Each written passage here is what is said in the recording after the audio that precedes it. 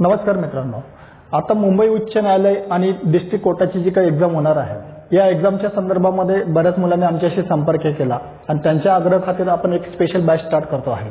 आता आपण चर्चा करूया की मुंबई उच्च न्यायालयामध्ये जी काही क्लर्कलची परीक्षा होणार आहे आणि पुढे येणारी जी काही आगामी डिस्ट्रिक्ट न्यायालयाची जी परीक्षा आहे, या परीक्षेचं स्वरूप नेमकं कसं असेल, या परीक्षेचे प्रश्न जे विचारले जातात त्याचं स्वरूप नेमकं कसं असेल, परीक्षा पद्धती कशी असेल आणि प्रश्नांचं विश्लेषण आजच्या आपण या सेशनमध्ये करणार आहोत।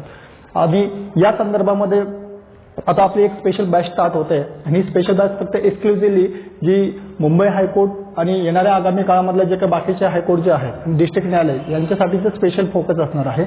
या बॅचमध्ये ऑलमोस्ट जी काही तुमची परीक्षा जरी आता आगामी परीक्षेची येण्याचे जो काही संभव आहे तो ह्या महिन्याच्या एंडिंगपर्यंत किंवा फेब्रुवारी महिन्यामध्ये येण्याची शक्यता आहे। मे बी ती डेट जी आहे परीक्षेची ती मागे पुढे होऊ शकते, पण तरी पण आपला अभ्यास हा पूर्ण असला पाहिजे आहे। ठीक आहे, तर मग यासाठी आपण स्पेशली म्हणजे साधारणपणे एक महिन्याच्या बॅचमध्ये सगळे काही रेकॉर्डेड सेशन्स असतील आणि पूर्णपणे उच्च न्यायालयाचे 90 मार्कांची प्रश्नपत्रिकेचा जो काही स्वरूप असेल आणि जिल्हा न्यायालयाचे 20 गुणांचं, पण सध्या आपली चर्चा आहे 20 गुणांची, पण निवेदन एक आलेलं आहे कोर्टाकडे ती पण 90 मार्कांची करावी। म्हणजे उच्च न्यायालयाची परीक्षेचं स्वरूप आणि जिल्हा न्यायालयाच्या परीक्षेचं स्वरूप सुद्धा हे 90 मार्कांची होण्याची शक्यता आहे तसं।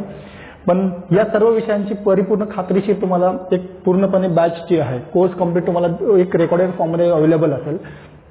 ठीक आहे, आणि खाली मोबाईल नंबर क्रमांक वगैरे दिलेला आहे। ठीक आहे, तो नंबर आहे तो 8698667450।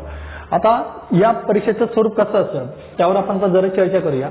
आजच्या या सेशनमध्ये मी तुमच्याशी चर्चा करताना मी 2 गोष्टींवर मुख्यतः फोकस करणार आहे की उच्च न्यायालय आणि जिल्हा न्यायालयाची परीक्षा जी कशा पद्धतीने होते, प्रश्नांचं स्वरूप कसं असतं आणि प्रश्नांची जी लेवल आहे ती लेवल काय आणि काय कोणते प्रश्न विचारले जातात आणि ते विश्लेषण थोडंसं आपण त्यामध्ये करणार आहोत।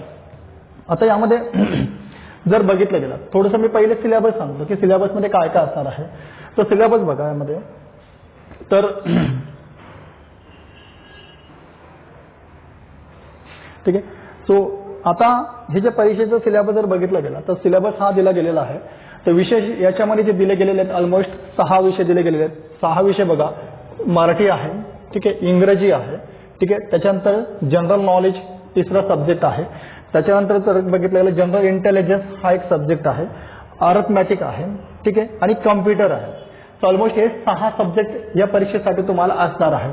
आणि या सब्जेक्टमध्ये जो सिलेबस दिला गेला तो इंग्लिश फॉर्मॅटमध्ये दिला गेलेला आहे, कारण उच्च न्यायालयाची मुंबई उच्च न्यायालयाची जी परीक्षा आहे ती इंग्लिश भाषेमध्ये होणार आहे। बाकीचे जे जर बघितलं गेलं औरंगाबाद खंडपीठाची असेल, नागपूर खंडपीठाची असेल तर ती मराठीमध्ये होण्याची शक्यता आहे तसं। म्हणून आपण आजच्या या परीक्षेच्या स्वरूपामध्ये फक्त उच्च न्यायालयाला जो सिलेबस दिला गेलेला आहे त्याबरोबर जिल्हा न्यायालयाची जी काही सिलेबस आहे तोही साधारणपणे याच आधारावर असणार आहे।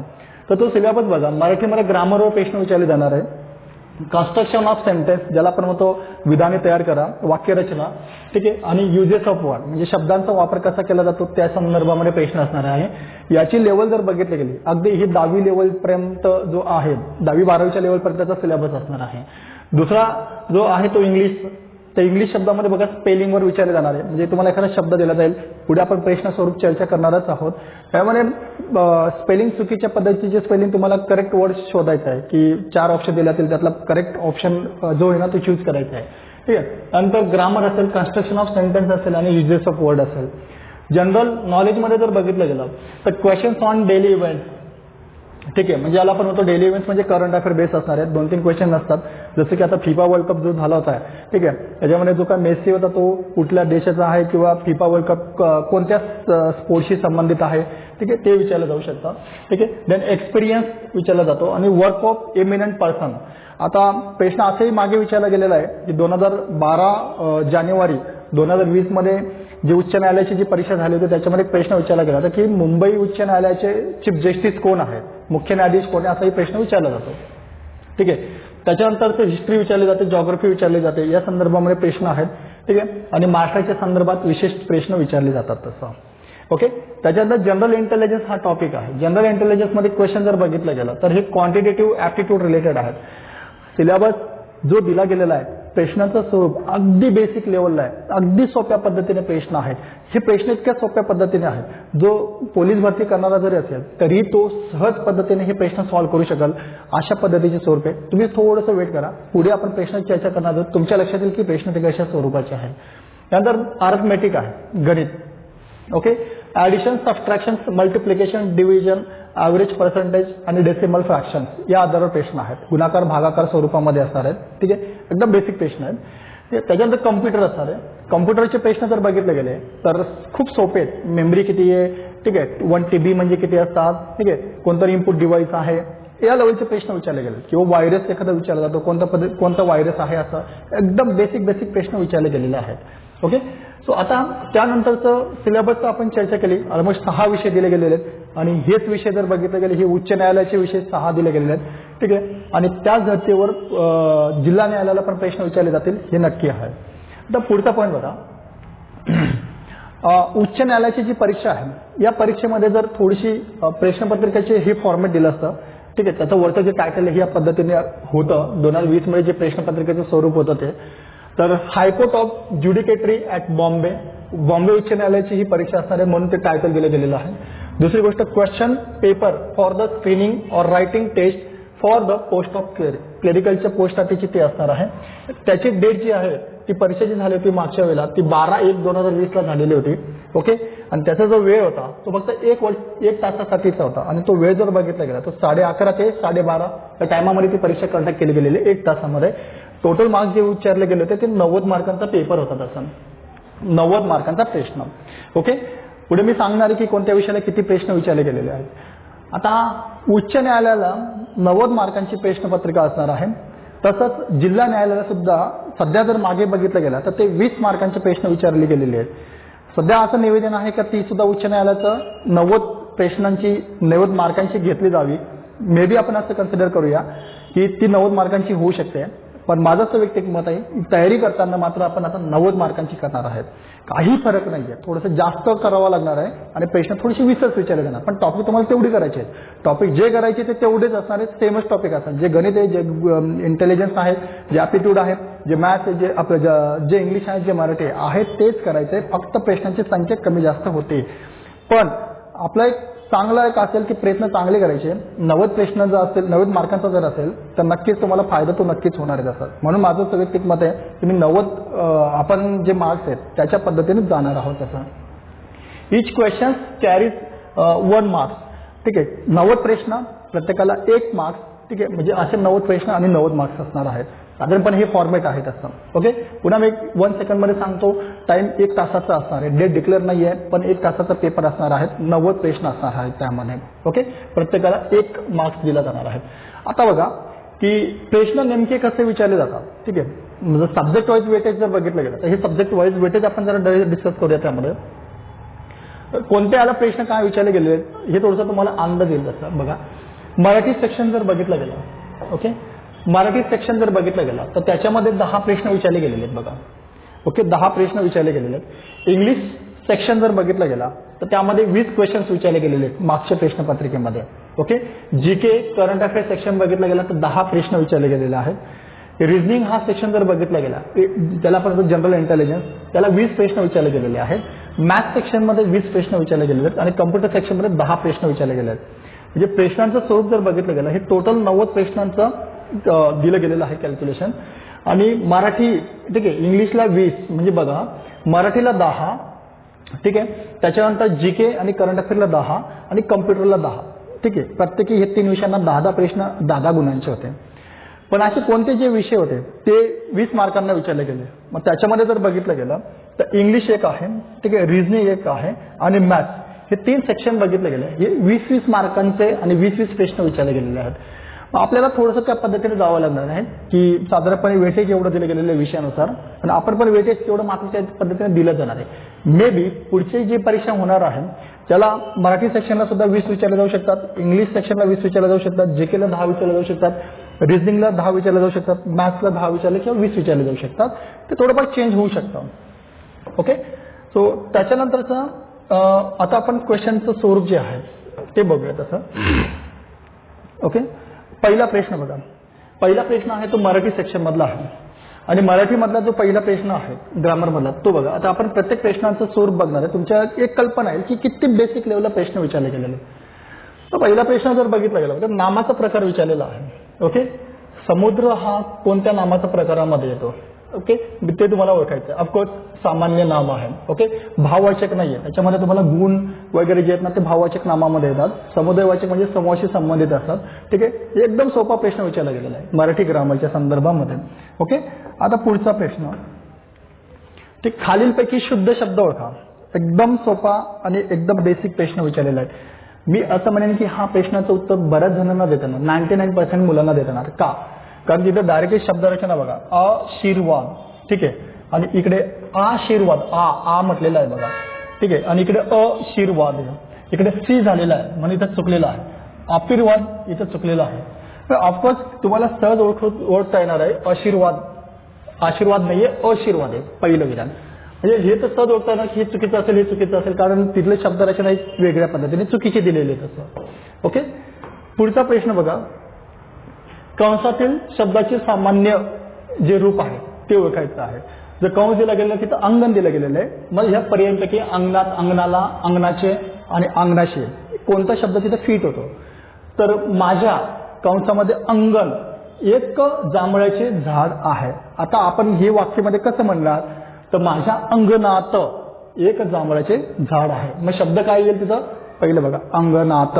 का आपण असं म्हणणार की माझ्या अंगणाला एक जांभळाचे झाड आहे असं म्हणणार नाहीये, किंवा माझ्या अंगणाचे एक झाड आहे ते मालकीचे झाले, आणि अंगणाशी एक झाड आहे असंही म्हणणार नाहीये. तर माझ्या अंगणात एक झाड आहे.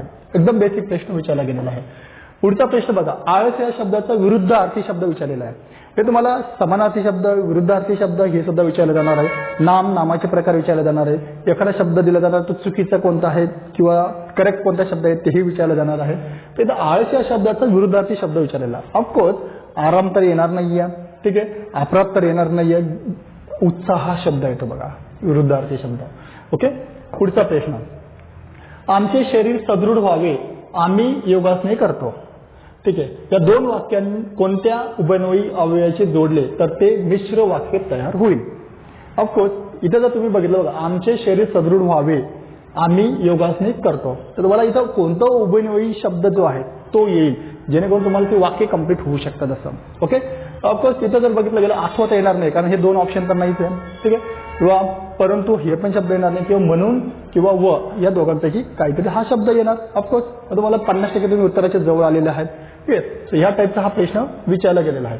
पुढचा क्वेश्चन बघा, frame the question for the following sentence. आता तुम्हाला काय करायचंय? क्वेश्चन तयार करायचं आहे.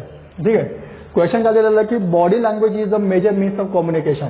आपलं जे बॉडी लँग्वेज आहे ना हे मेजर मीन्स ऑफ कम्युनिकेशन आहे आणि याचं प्रश्नामध्ये कन्वर्ट करायचं आहे. ठीक आहे, a major means of communication what are. आता हे ऑफकोर्स वाचता क्षणी तुमचं थोडंसं बेसिक जर इंग्लिश असेल तरी तुम्हाला उत्तर सहज येणार आहे. हे ऑफकोर्स येणार नाहीये. What is the major means of communication. तर मे बी हे पण येऊ शकतं. मग आता इज आहे का आर आहे? What are the major means of communication. अनेक वेळी विचारलेलं का काय? बॉडी लँग्वेज इज अ, इथं इज अ मेजर आहे. ऑफकोर्स काय असणार आहे मग? B. What is the major means of communication. तर तुम्हाला तुलना करताना इथं आर नाहीये म्हणजे अनेक वचने नाहीये, तर इथं पण अनेक वचने येणार नाहीये. ठीक आहे, सो तसा तो प्रश्न विचारला गेलेला आहे. पुढचा बघा, what is the noun form for prescribe. आता एक लक्षात घ्या, मुंबई उच्च न्यायालयाची जी परीक्षा आहे ते सगळं काही इंग्लिश लँग्वेजमध्ये होणार आहे. ठीक आहे, फक्त डिस्ट्रिक्ट कोर्टाची जी परीक्षा आहे ती मराठीमध्ये झालेली आहे. माझ्या औरंगाबाद खंडपीठाची ती सुद्धा याची जर बघितलेली ती मराठीमध्ये आहे. ठीक आहे, फक्त इथली लक्षात घ्या, मुंबई उच्च न्यायालयाची प्रश्नपत्रिका ही पूर्णपणे इंग्लिशमधली, फक्त मराठी सेक्शन हा एक आहे की जो मराठीमध्ये विचारला गेलेला आहे. ठीक आहे, आता इथं तुम्हाला प्रिस्क्राईब या शब्दासाठी बघा कोणता नाऊन येणार आहे म्हणजे कोणता आहे. आता इथं थोडक्यात आहे की स्पेलिंग मिस्टेक दिलेली बघा, तुम्ही कसं ओळखणार. ठीक आहे, तर आता इथं शब्द दिला गेलेला आहे प्रिस्क्रिप्शन. ओके, ऑफकोर्स PRI नाहीये, इथं P आहे. PRESCCR. ठीक आहे, आणि PTION असं प्रिस्क्रिप्शनचं स्पेलिंग येतं. मग आपल्याला हे शोधायचं आहे, तर इथं आय केलेलं बघा HIV म्हणून हे येणार नाहीये. सेकंड, आता इथं पण CRI पाहिजे तर इथं त्यांनी CE केलेलं आहे म्हणून हे पण येणार नाहीये. इथं जर बघितलं गेलं इथं होतंय बघा प्रिस्क्रिप्शन. ठीक आहे, आणि हे तर अजिबात येत नाही प्रिस्क्रिजन येत नाही. मग तो आन्सर कोणता आहे? तर तुम्हाला स्पेलिंग थोडंसं शोधायचं आहे इथं. ओके, एकदम बेसिक पद्धतीने प्रश्न आहे थोडंसं बघा.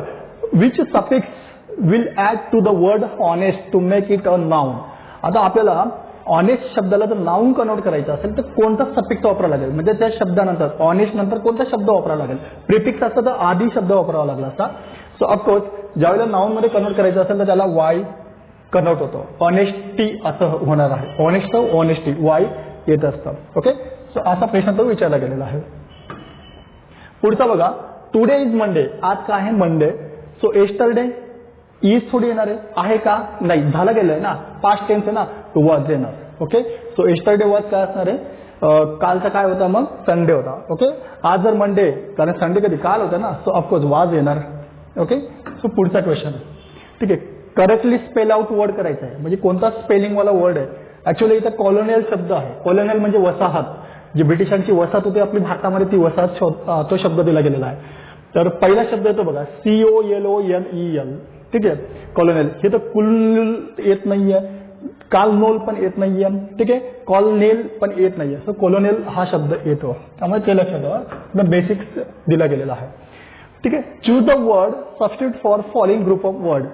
आता असा शब्द शोधायचा आहे की गव्हर्नमेंट बाय द ऑफिशियल आहे, जे शासन आहे ना त्याचं कार्यकाम जे आहे ना, कार्यकाम ज्याला आपण म्हणतो गव्हर्नमेंट बाय द ऑफिशियल, म्हणजे शासनाला कार्यात्मक दृष्टिकोनातून काय म्हटलं जातं. ओके. डेमोक्रेसी म्हणजे लोकशाही, हा शासनाचा प्रकार आहे बरं का. ठीक आहे. हिपोक्रासी हा शब्द ढोंगीपणा, आपण त्याला हिपोक्रेसी आहे खरं तर, हिपोक्रासी नाही, हिपोक्रेसी म्हणजे ढोंगीपणा आहे. ठीक आहे. ब्युरोक्रासी म्हणजे प्रशासन. आता मला सांगा, ब्युरोक्रासी हा शासनाचाच भाग झालेला आहे. लोकशाही का आहे? शासनाचा प्रकार झालेला आहे, म्हणून ब्युरोक्रासी हा येतं ऑफिशियल बघा. ओके. सो ते एक आहे तसं.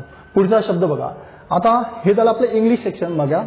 आता हा जो भाग बघतो आपण, हा करंट अफेअर्स आहे, करंट इव्हेंटचा प्रश्न आहे. Which of the following sport is associated with the name of पेली. पेली हा आता मागेच बघा, मागच्या आठवड्यामध्ये डेथ झाला, एक्सपायर झाला, आणि हा स्पोर्टमॅन हा कोणत्या स्पोर्टशी संबंधित होता? ऑफकोर्स फुटबॉलशी संबंधित होता. म्हणजे तुम्हाला चालू घडामोडीचे जे काही खेळाडू वगैरे त्यांच्या संदर्भामध्ये प्रश्न विचारला जाऊ शकतो. जसं की आता आपल्याला माहिती आहे की अर्जेंटिनामध्ये खूप मोठा उत्साह केला होता, जे फुटबॉल फिफा वर्ल्ड कप झालेला होता, आणि त्यांचं नाव जे होतं ते ज्याला आपण म्हणतो की मेसी जो आहे. ठीक आहे. असं विचारलं जाऊ शकतो की मेसी कोणत्या स्पोर्टशी संबंधित आहे. तर त्यामुळे ते लक्षात ठेवा की एकदम बेसिक लेवलला करंट अफेअरचा प्रश्न विचारला गेलेला आहे. सेकंड क्वेश्चन बघा, बॉम्बेचे चीफ जस्टिस कोण आहे? असा प्रश्न विचारला गेलेला आहे. ठीक आहे. म्हणजे तुम्हाला लक्षात घ्या की आताचे चीफ जस्टिस कोण आहे. आताचे जर बघितलं गेलं 25वे चीफ जस्टिस आहेत. ठीक आहे. आणि त्यांचं जे नाव आहे, ठीक आहे, MM साथाय नाव आहे, लक्षात ठेवा, MM साथाय, आणि हे 25वे आहे. ओके. M साथाय हे चीफ जस्टिस ऑफ मुंबईचे उच्च न्यायालयाचे न्यायाधीश आहेत, आणि ते 25वे आहेत. ठीक आहे. 25वे आहेत. सो असाही प्रश्न विचारला जाऊ शकतो. मागे प्रश्नांचं ज्यावेळेला विश्लेषण केलं तर त्याच्यामध्ये 2 उच्च न्यायालयाशी संबंधित प्रश्न आलेले आहेत. ठीक आहे. त्याच्यामुळे उच्च न्यायालयावर 2 ते 3 प्रश्न असतील हे नक्कीच आहे बरं का. जो आपण जीकेचा आणि करंट अफेअरचा सेक्शन जो बघतो त्याच्यावर 1 किंवा 2 प्रश्न उच्च न्यायालयावर असतीलच, त्याच्यामुळे ते एक लक्षात ठेवा. ओके. त्याच्यानंतरचा पुढचा प्रश्न, the who was the first Nobel prize winner in India. Current अफेअरचा प्रश्न आहे किंवा जीकेचा प्रश्न आहे. पहिला नोबेल विनर कोण आहे? मग आता आपल्याला अलीकडे नोबेल विनर कोण आहे हे माहिती असलं पाहिजे. 2022चा नोबेल विनर कोण होता ते जरा थोडंसं बघायचं आहे तुम्हाला करंट अफेअरचं, आणि हे आपल्याला बॅचेसमध्ये आपण सगळं काही कव्हर करणार आहे, करंट सेक्शन सुद्धा. ठीक आहे. In which state Jim Corbett national park is situated. Jim Corbett national park जो आहे तो भारताच्या कोणत्या ठिकाणी आहे असं विचारलं गेलेलं. कोणत्या राज्यामध्ये आहे? उत्तराखंडमध्ये. जर संजय गांधी नॅशनल पार्क मुंबईमध्ये आहे. ठीक आहे. सो असं तुम्हाला कांझीरंगा जर बघितलं गेलं जम्मू आणि काश्मीरमध्ये. सो असे नॅशनल पार्क जे आहेत ना ते विचारले जातात कोणत्या याच्यामध्ये आहे ते त्याचं. ठीक आहे. सो तेव्हाही भाग आपण कव्हर करणार आहेत. आता रिझनिंगचा जर भाग बघितला गेला, ओके, तो प्रश्न आहे बघा मॅथ्सचा. एकदम सोपे प्रश्न बघा. जसं मी बोललो होतो तुम्हाला गुणाकार भागाकार याच्यावर प्रश्न विचारले गेले. किती बेसिक प्रश्न बघा. जर 3:12 देन 2:2. याचा अर्थ असा आहे की 3 जर 12 असेल तर 2 किती असणार आहे मला सांगा. 3 चौक 12.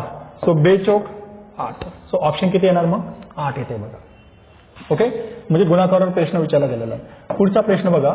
ठीक आहे. The time is measure by hours. म्हणजे वेळ तासाने मोजतो, तर length is measure by what. म्हणजे लांबी कशाने मोजतो? टाइमचा वेळ तासाने मोजतो, तर लांबी ऑफकोर्स मीटरने मोजतो. ओके. सो तो एकदम बेसिक प्रश्न विचारला गेलेला बघा. आता हा रिझनिंगचा क्वेश्चन आहे. In the code language dad is written as 414. So how can your write the word fad FAD.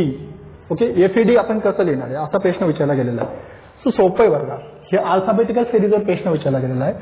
आता हा 414 डॅड जो वापरला गेला, आता मला सांगा ABCD. ओके, हा 1 नंबरला आहे, D किती नंबरला आहे 4, म्हणून बघा D 4. ओके, शेवटचा D पण 4 आणि A किती आहे, म्हणजे अल्फाबेटिकल सिरीज, म्हणजे जे अल्फाबेटिकल त्यांचे जे क्रमांक आहेत ना, पद क्रमांक, त्या पद क्रमांकावर प्रश्न विचारला गेलेला आहे. मग आपल्याला फॅड कसा लिहायचा आहे, की फॅड म्हणजे ABCDEF. ठीक आहे, म्हणजे हा 5वा क्रमांकाचा, हा 6वा क्रमांकाचा आहे. मग ऑफकोर्स फॅडमध्ये पहिला काय येणार आहे, Fचा पहिले 6 येणार आहे. मग शोधा बरं, इथं 6 आहे का, पहिलाच आहे बघा 614. आणि A पहिला 1 जो आहे तो A क्रमांक पहिला, आणि चौथा जो आहे D, म्हणजे पहिल्याच याच्यामध्ये उत्तर येऊन लागतं. एकदम बेसिक प्रश्न आहे. ओके, आणि खूप इंटरेस्टिंग क्वेश्चन्स आहे, तुम्ही अजिबात चिंता करू नका, एकदम साध्या पद्धतीने पण सांगितलं जाईल. ठीक आहे, arrange the following in the meaningful sequence, म्हणजे क्रम लावायचा, क्रम असा प्रश्न विचारला गेलेला आहे. आणि व्यवस्थित वाचा बघा, हा डेट, बर्थ, एज्युकेशन, एम्प्लॉयमेंट आणि मॅरेज हा शब्द दिला गेलेला आहे. आता मला सांगा, माणूस पहिले काय होणार, डेट होणार की जन्म होणार, तर ऑफकोर्स पहिले काय होणार आहे, डेट होणार आहे. सो किती नंबरला आहे तो, 2 नंबरला आहे. मग डेट झाल्यानंतर नंतर काय असणार आहे, एज्युकेशन घेणार, सो ते 3 नंबरला आला.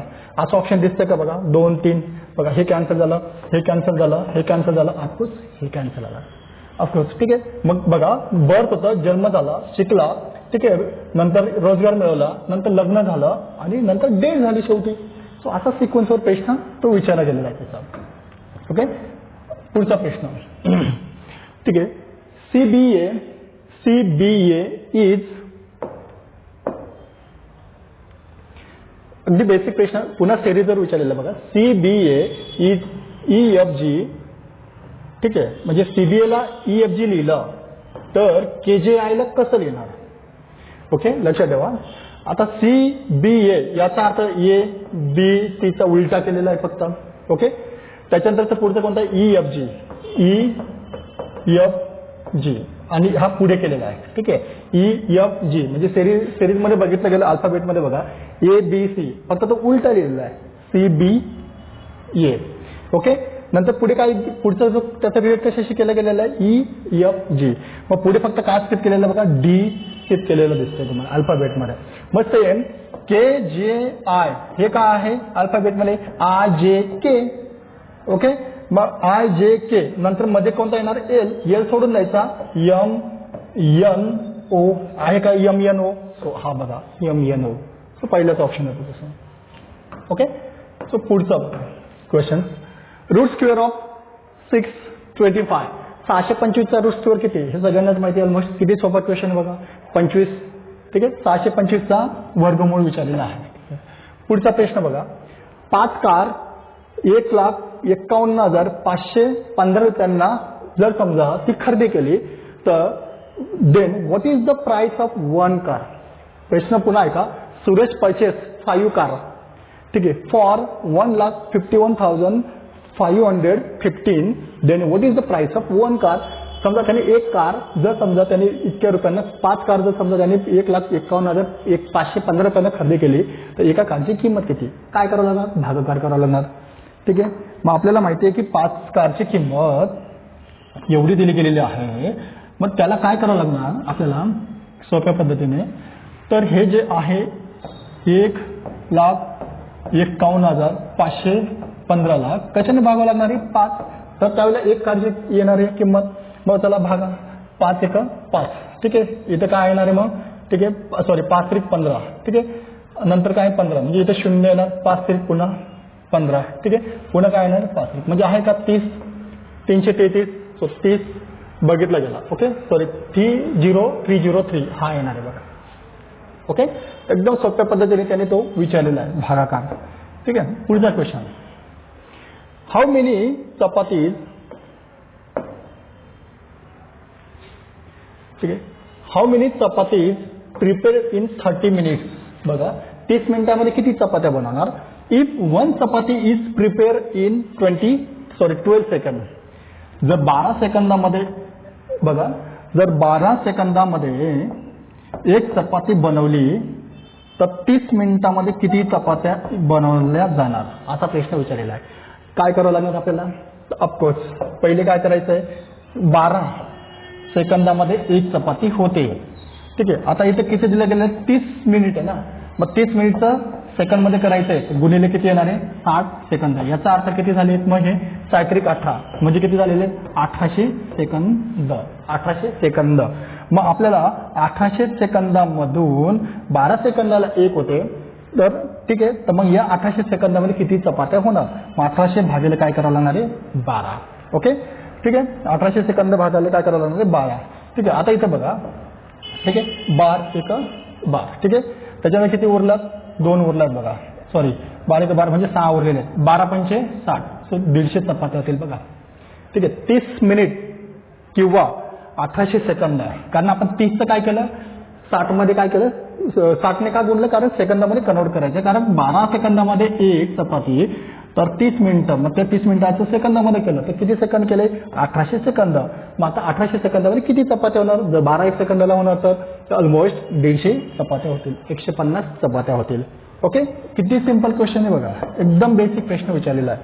पुढचा बघा, हा तर अगदी सोपा आणि एकदम सोपा प्रश्न विचारलेला आहे. काय प्रश्न विचारलेला आहे, 29 हा जो ना रोम नंबर मध्ये लिहायचा आहे. 29 शब्द काय करायचं आहे, रोम मध्ये लिहायचा आहे.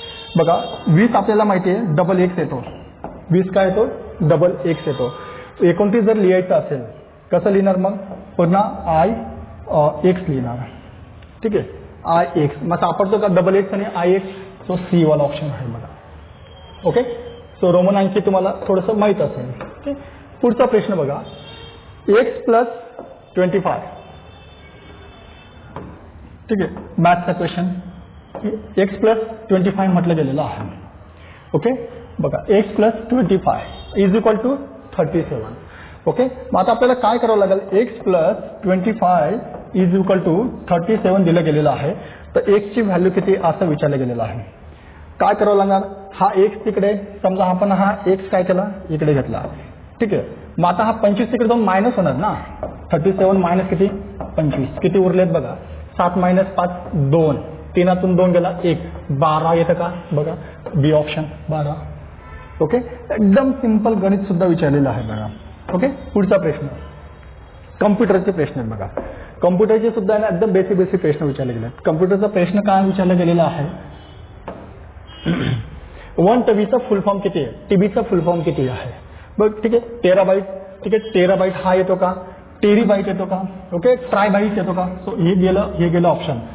ओके, तुम्ही कुठे ना कुठेतरी वाचलेलंच असेल टीबीचा ऑप्शन. ओके, मग काय आहे, टेराबाईट डबल आर आहे का, टेट्राबाईट आहे का टेराबाईट आहे. ओके, सो टेराबाईट येतं ऑप्शन, सो बी ऑप्शन आहे. सो आता फुल फॉर्म विचारलं जाऊ शकतात, मग तुम्हाला रॅमचं पण फुल फॉर्म विचारलं जाणार आहे, तुम्हाला आयपीचं फॉर्म विचारलं जाणार आहे, तुम्हाला WWWचं फुल फॉर्म विचारलं जाणार आहे. सो कम्प्युटरवर एकदम बेसिक प्रश्न विचारले गेलेला आहे. ओके, सो ते लक्षात ठेवा. कधी कधी कीवर्ड पण विचारले जाणार आहे, कधी कधी इनपुट्स कोणतं आहे, ठीक आहे, इनपुट कोणते आहेत, सॉफ्टवेअर कोणते आहेत, व्हायरस कोणता आहे, असं कम्प्युटरचे बेसिक प्रश्न विचारले गेलेला आहे. पुढचा बघा, कोणता आउटपुट डिव्हाइस आहे बघा कम्प्युटरला. ओके, आउटपुट डिव्हाइस कोणता आहे, असा सोपा प्रश्न विचारला गेलेला आहे त्याचं बघा. ओके, त्याच्यानंतरचं विचारलं गेलेलं आहे, computer virus normally attach itself to another computer program, म्हणजे एक कम्प्युटर व्हायरस जो ना कम्प्युटर प्रोग्रामला जर अटॅच असेल तो कोणता आहे, तर मग बॅकडोर प्रोग्राम म्हटलं जातं का, टार्गेट प्रोग्राम म्हटलं जातं का, होस्ट प्रोग्राम म्हटलं जातं का, ट्रॉजन प्रोग्राम असं म्हटलं जातं. व्हायरस विचारलेला आहे. ते विचार करा की प्रश्न कम्प्युटरचे सुद्धा किती बेसिक प्रश्न विचारले गेलेले आहेत. सो ही लेवल प्रश्नांची असणार आहे. ठीक आहे, जी उच्च न्यायालयाचे प्रश्न हा आहे ना 2020 मध्ये 12 जानेवारी 2020 मध्ये जी प्रश्नपत्रिका होती त्यातले आपण प्रश्न आज आपण डिस्कस केले. या स्वरूपाचं तुम्हाला जे 6 सेक्शन आहेत, ओके, ज्याला आपण 6 सेक्शन मराठी इंग्रजी, ठीक आहे, करंट इव्हेंट आणि ज्याला आपण म्हणतो जीकेचा, ठीक आहे, आणि चौथा जर बघितला गेला अँड जनरल इंटेलिजन्स, ॲप्टिट्यूड आणि कम्प्युटर, असे 6 सेक्शनमध्ये सोप्या पद्धतीने प्रश्न विचारले गेलेले आहेत. फक्त मला गॅरंटी की थोडीशी भीती तुम्हाला इंग्लिशची वाटणार आहे, पण काही नाही आहे, अगदी बेसिक लेवलला प्रश्न विचारले गेलेले आहेत. सो आपल्या कोर्समध्ये आपण कम्प्लीट ह्या गोष्टी सगळ्या कव्हर करून देणार आहात. फक्त तुम्ही काय करायचं आहे, इंटरेस्टेड असेल तर फटाफट रजिस्ट्रेशन करा. येणाऱ्या 1-2 दिवसामध्ये आपल्याला पटकन सिलेबसमध्ये जेवढं दिला गेलेला पाठ आहे तो तुम्हाला रेकॉर्डिंग फॉर्ममध्ये अवेलेबल करून देणार आहे. आपल्याकडे थोडंसं 1 दिवस उशिरा लागला इन्फॉर्म करायला.